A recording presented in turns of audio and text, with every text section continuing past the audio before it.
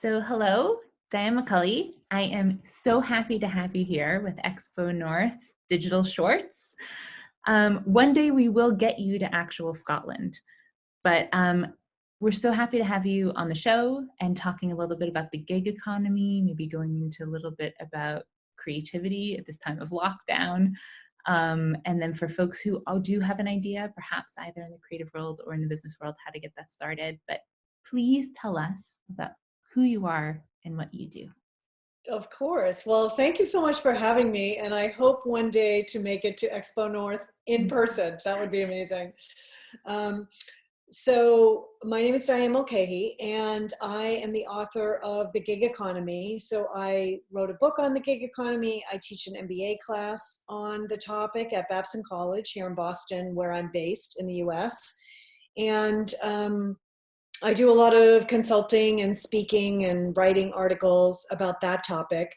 And then my second area of expertise is I'm a professional investor. So invest in venture capital, private equity. That's an area I've worked in for a long time. So have a lot of ties to that kind of innovation ecosystem, if you will. That's brilliant. You know, I think you're a very rare person who straddles the world of being creative and being able to communicate in terms of teaching and writing and also investing. I don't often think they go together. So I'm so curious. Tell me a little bit about, for those who haven't read yet, which is awesome, everyone should, the gig economy. So the gig economy, the book, really grew out of the class. So I've been teaching the class for 6 years, and over that time, you know, as the economy has changed, the topics that I cover in class have changed, and I've experimented and iterated with exercises and homework assignments and topics that are, you know, my students bring up that are important for them to discuss. And so I've taken all of that and I put it into a book. So the book is really geared towards individuals who are thinking, you know what, working my whole life in an office cube in a full-time job as a full-time employee might not be for me. I might want to do something different with my life. And how do I think about transitioning to working independently, to working for myself, to hanging out my own shingle, to doing something on the side, you know, whatever it is. But it's for people who want to explore that and think about what they might need to do to prepare themselves for that, or even just evaluate whether it's for them. Do you know, I feel like you were so ahead of the curve, given the climate at the moment where everyone's working from home. Some people have lost their jobs. I know a lot of artists are struggling at the moment to figure out how to rely on themselves a little bit more for income. So I'm so curious, given when you wrote the book, to where we are right now in the COVID lockdown. If you put an appendix onto your book, what would you add when we're talking about the economy changing, the world maybe looking a little bit differently? How does the gig economy fit into that? I mean, the gig economy fits really well into that, because what we're seeing is people are getting laid off from their jobs. And I think it's an unfortunately clear message about the lack of job security in our economy. It doesn't even take a pandemic, you know, for people to get laid off and lose their jobs all the time. So I think the idea that you are thinking about, you know, what can I do on my own? What can I do that allows me to be self-employed, that allows me to have more control over my income stream, develop my own clients. All of those things can provide security at a time like this. And I guess if I had to put an appendix on, it would be the gig economy in a recession, right? And how do you sort of manage or prepare for that? Yes. And one way is, you know, I talk in the book about always having an exit strategy. So no matter what you're doing, even if you are in a full-time job that you believe is really secure, you know, thinking all the time about, what if I knew I was going to be laid off from this job? You know, what would I be doing differently? Would I be putting a little money aside? Would I be doing a lot more networking? Would I be taking on a side gig? You know, whatever it is. But having some kind of exit strategy so that you're not completely caught out by, getting laid off or losing an income stream. That would definitely be one thing. I mean, working from home, I don't know, co-working spaces were always the alternative for people who weren't set up to work from home, and that's just not an option in this environment. So I feel the struggle. You're People who totally. don't have a good setup, they have too many people or not enough space. It's By the way, I challenging. am so admiring your setup at the moment. I love the lovely things on the shelves. You look like you're sitting on something very comfortable. You have a nice window to the outside. I think you're rocking it. Well, I work from home always myself, so I have a setup, but I understand for a lot of people that's not the case. And even if they weren't working in an office, they would be in a coffee shop or a co-working space. Yeah. So these are unusual times for that. XpoNorth serves all of the creative industries, basically, from crafts to games to writing and film, music. I know a lot of artists struggling right now. And for myself, I always had this dream of being a film director, but reality hits when you're working within the gig economy. I think that actually there's safety in diversifying your skills. So you are a film director and you also might Mhm. consult for someone. And so Yeah. for you in the philosophy of the gig economy, how much is diversification of your own skills key? And how many of your students or people successfully doing the gig economy are able to stick to one thing? I don't really know anybody in the gig economy who's able to stick to one thing. I mean, diversification really is the name of the game. And I think we are seeing that in this environment. When you concentrate, it's more risky. So whether you concentrate into having one job for one company and then something happens to that company, that goes away. So the idea of having multiple clients, multiple streams of income is absolutely the ideal. And so, if you're a writer, for example, maybe you're working on a book, but maybe you're also taking on freelance assignments to do articles, that are either related to that topic or different.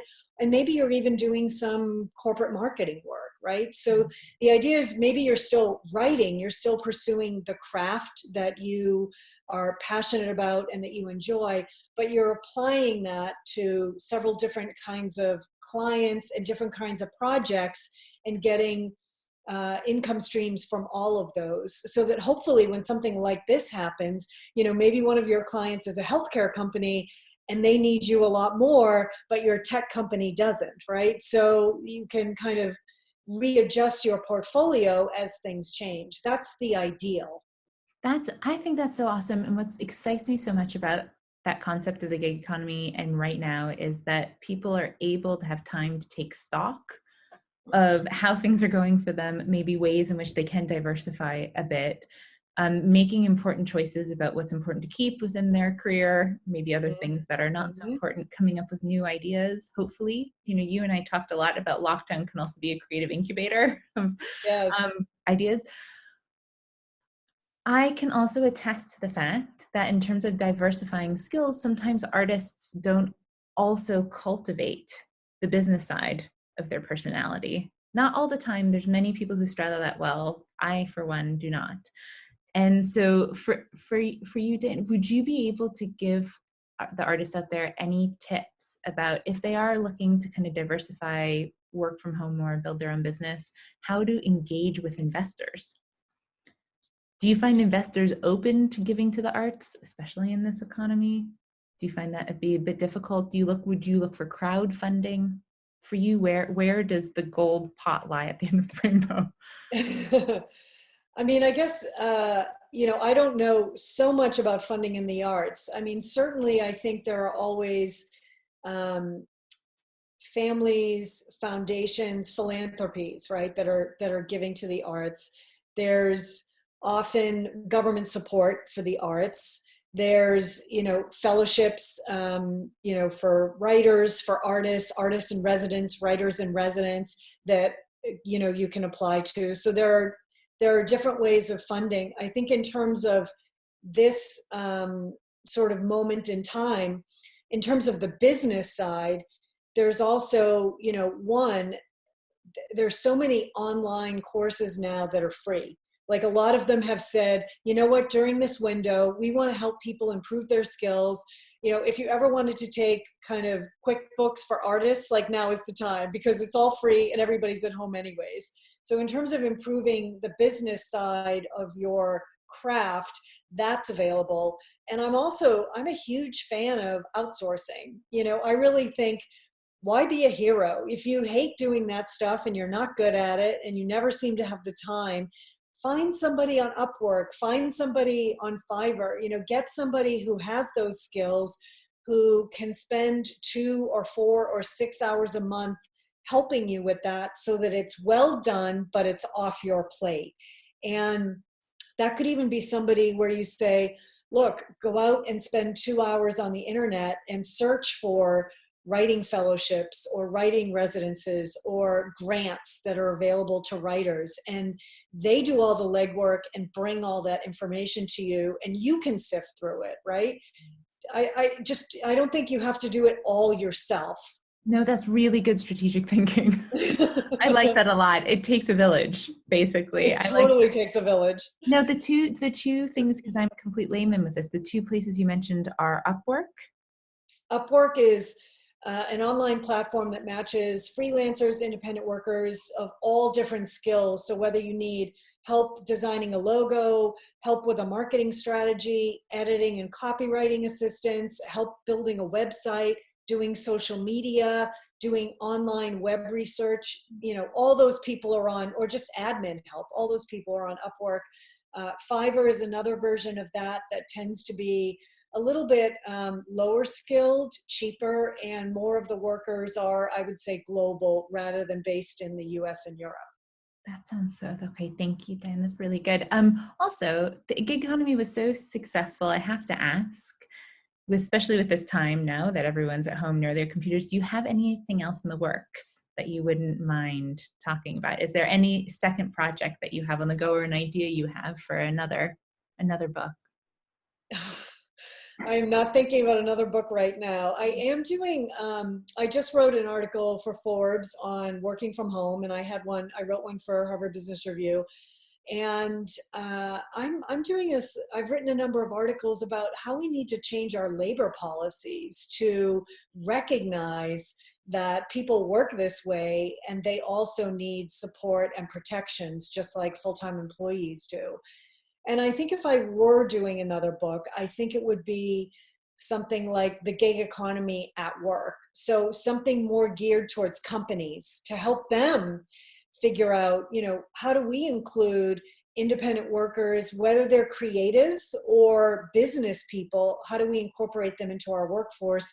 And how do we manage employees and workers all over the world? And if they're working from home, like companies need to change how they do business too.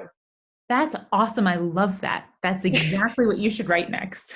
Well, thanks for that. Yeah, you're welcome. I'll add that to my to-do list. One of my secrets for writing is that I give someone almost like a key. I give someone control of the deadline. So I'm like, okay, this is the deadline I set for myself. Now you have to hold me to it. Yeah. So I'm happy to do that with you because I'd like to read that book. Dan, thank you so much. We're almost at my time limit. I have so many questions for you. So one of them is this. If we can move a little bit from your writing and the gig economy teaching to the investment side of what you do and working with companies. It's a world that I'm sure a lot of this audience is really fascinated by. I think as the economy starts restarting itself, there's going to be a lot of room for startups, hopefully. And so for folks who are at home right now, regardless of their background, who have an idea that they're hoping to get out there, for you, what are some practical steps of how to start getting things from your head into the world, into reality? Do you write a pitch? How does that work? I think it's helpful to look at this time as experimental. I think that takes the pressure off, like having to have a complete and full and final whatever. And so to start getting it down and experimenting with it in however that looks for you, whether it's putting together a visual or an idea or a pitch or a draft or an outline or whatever it is. And I think also one of the things that I've noticed during this time is that people are around. People are at home, they're on their computers, they're not traveling, they're not working at the same level. The economy isn't operating at full tilt. There is more white space during this time. And is there a way that reaching out to people can be helpful, whether it's building a network of help or reaching out to people that could potentially help you get something off the ground? You know, maybe it's finding that good editor or pitching an editor to get published, or, you know, applying or making contacts for fellowships or writing, you know, residencies. So can you do the legwork and get the clock started on several different initiatives and really just view it as, how can I put together like a portfolio of options that I'm building, and then just experiment with that? I love that. Oh, I'm going to do that. Okay. You I'm going to hold you accountable to that. You're so awesome. Thank you so much for joining us on XpoNorth Digital Shorts. I feel like we need a part 2. We'll do a part 2 where we can do a deep dive into creativity and where ideas come from. Thank you for having me. And next year in Inverness. Next year in Inverness, it's in the stars for you. So I think it's going to happen. It's inevitable. It's going to happen. Thank you so much, Diane. Thanks a lot.